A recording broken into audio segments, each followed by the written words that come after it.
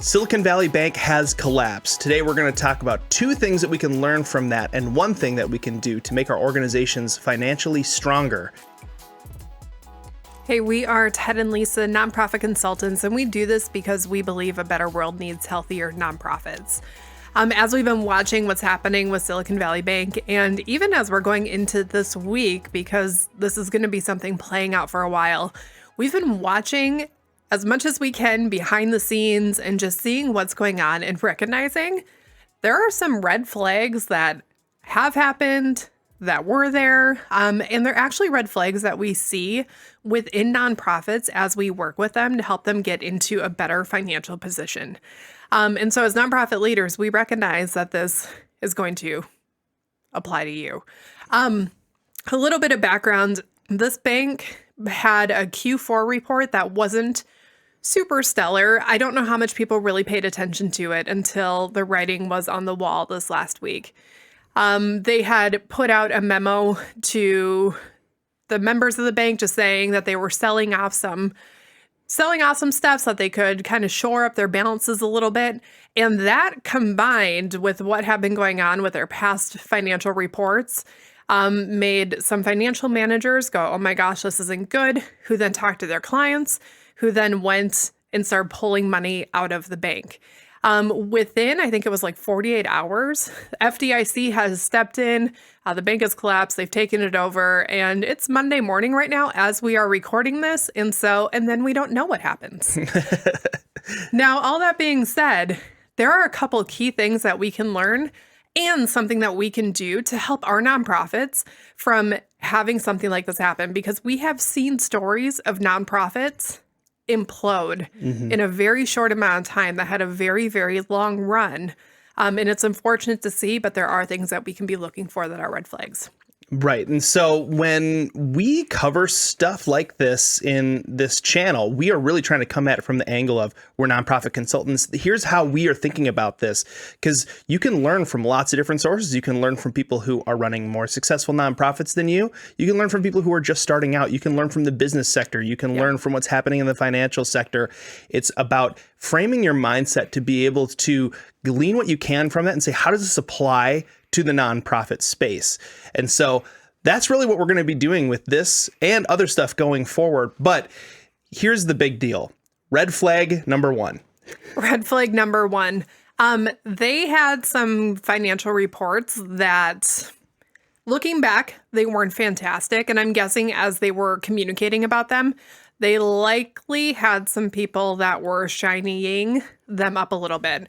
I was watching one financial analyst going over it saying that they kind of were gracious with themselves in some of the areas, not blatantly lying, but just saying, if things go as planned, here's what we can be looking at financially. And he said a lot of times you can't always plan that things are going to go as planned. Like you want a little bit of a buffer. You can never plan to have things go as planned. Now, in nonprofit work, when we get behind the scenes of organizations, we can hear that an organization is healthy, especially financially.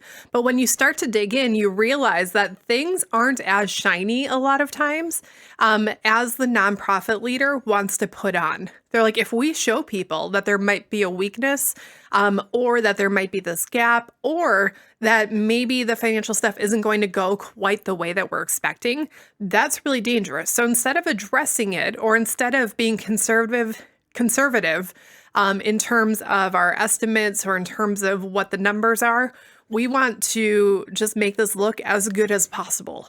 And looking as good as possible is great until what's looking good isn't really reflecting what's happening behind the scenes in the truest way possible.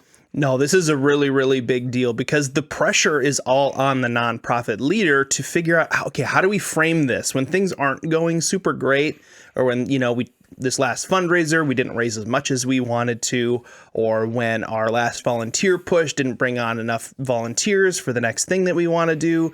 Like, how do we communicate when things aren't going great? Because things don't always go great. That's just the truth of the matter.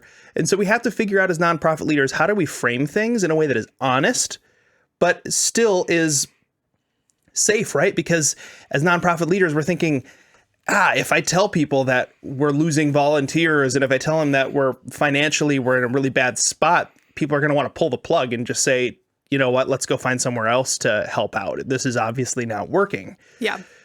Now, this is different than obviously the banking or the financial industry where their reports have to look a very specific way.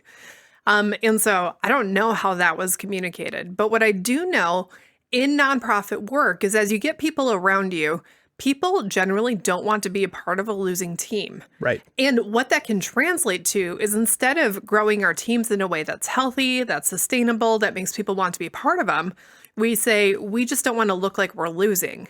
And so we are going to put on the appearance of winning, even if we're completely dysfunctional, even if people are quitting left and right, even if we're causing this massive imbalance where we're impacting people's personal lives, even if the money isn't there, like whatever it might be in nonprofit, we recognize people want to be part of a winning team. And rather than creating a winning team, we use the words that winning teams use.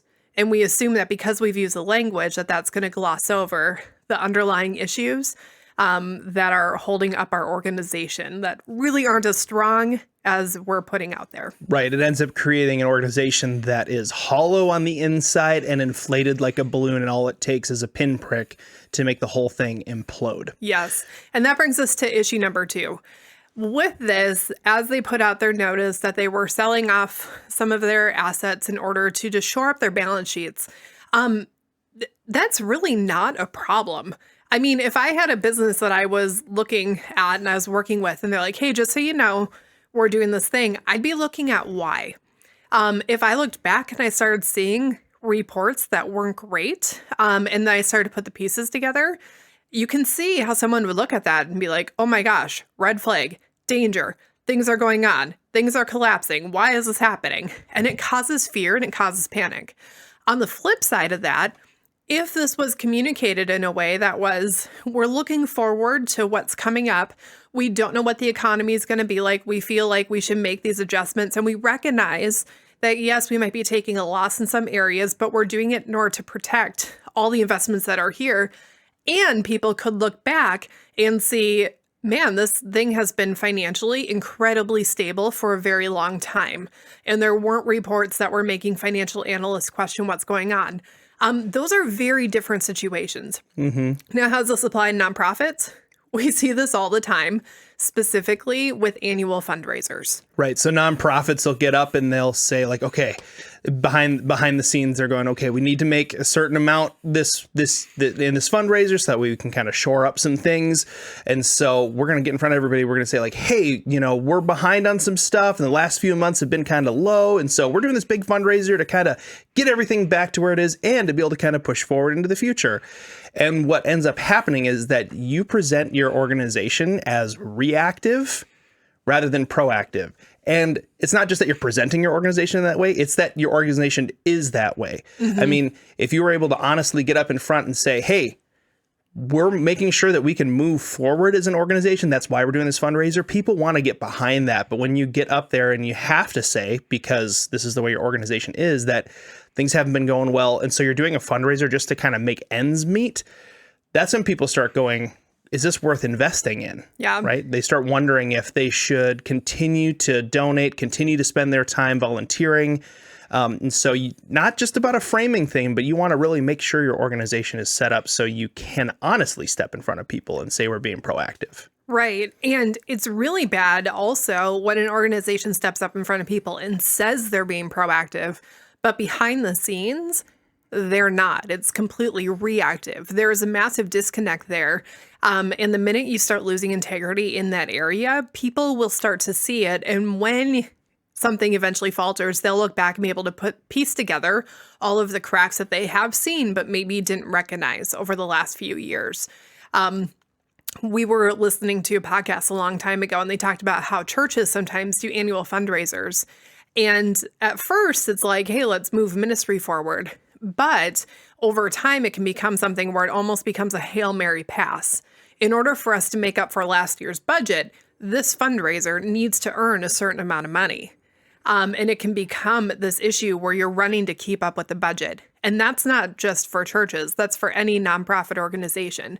It's very easy for something that you are anticipating is going to bring in a large amount of money to become something that you start to use to make up a deficit versus something that you use to move your organization forward. Yeah, there's a difference between planning on and relying on a fundraiser, right? If you're saying, hey, you know what, with this fundraiser, we can plan on bringing in about this much, which means we're going to be able to increase certain things, make sure we have a new staff member, that kind of thing. Like we can grow and advance versus, hey, we need this. Like if we don't do this fundraiser, we're done. That's a really, really bad position that you would find yourself in. So it's important, especially in the nonprofit space, even if you want to be extremely risk-taking and adventurous and say, we're just going to push forward, we're just going to do this stuff. You have to be conservative enough to make sure that your big fundraiser pushes are not something you're relying on, but something that you're planning on. Right. And this brings us to what's something that we can do to actually shore up our organizations right now in a way that's good, in a way that's healthy, and in a way that isn't just going to cause mass chaos. And what we would say here is make sure that as you are looking at your current donors, whether those are grants or individuals, that you are making sure that you are diversifying how many people you have contributing to your organizations. Here we talk primarily to volunteer and donor-based organizations. And the reason why is because we recognize that if you have one source of funding coming in and that funding needs to suddenly take a haircut, it can be very, very difficult to bring that back. If you have 5 people who contribute all of the money to your organization and one of them steps away, you're losing 20% of your funding, and that person is going to be very, very hard to replace. On the other hand, if you have 500 people who are all contributing something to your organization on a consistent basis, if even 10% of those have to step away, you still have 90% of your funding. You could lose 50 of your main donors and still have 90% of your funding. And with that, those 10% are going to be a lot easier to find new donors to fill in those spots, simply because it won't be such a large amount of money. And it's going to be a lot more manageable for people that you're talking to. Rather than waiting for that one perfect person, you can get a bunch of people who are all perfect in their own right, who are willing to support your organization and help beef up your funds in that way. So that's something that we want you to highly consider, because we just found out about an organization in our area that recently found out that one of their major funding for their organization, actually it's their main funding for their organization, is being reduced by 35% this year. And suddenly they're going from having all of their programs paid for to being 35% short, seemingly overnight in their mind. And now they're trying to figure out how they can make up that difference. And so if we can be proactive and start to recognize that the funding that we are counting on may or may not be there going forward, if we can get enough other people, it helps kind of create a hedge around our organization where we can know that we're going to be able to survive into the future. So yeah, treat your donor base as an investment.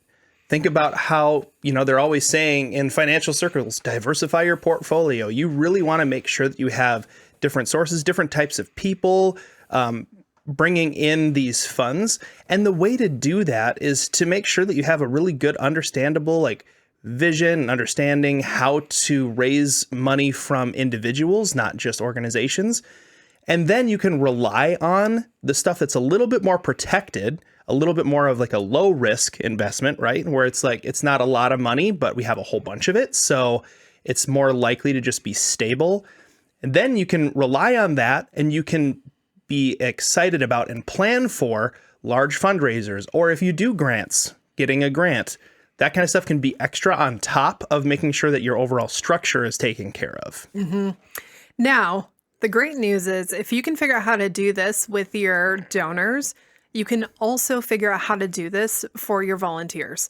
The same principles apply. And if you start to recognize the more people that we can have be a part of our organization that are contributing resources, whether it's time or money or their networks, you're going to help shore up your organization in a way that even if someone were to leave, or if you have a staff turnover due to all of the reasons that could possibly happen, um, it's actually going to help your organization be able to have longevity. So with that, we do have a video coming up on the screen right now. If you're looking to increase the donors that you'd have, we'd love to see you over there so that we can help you continue to grow your organization.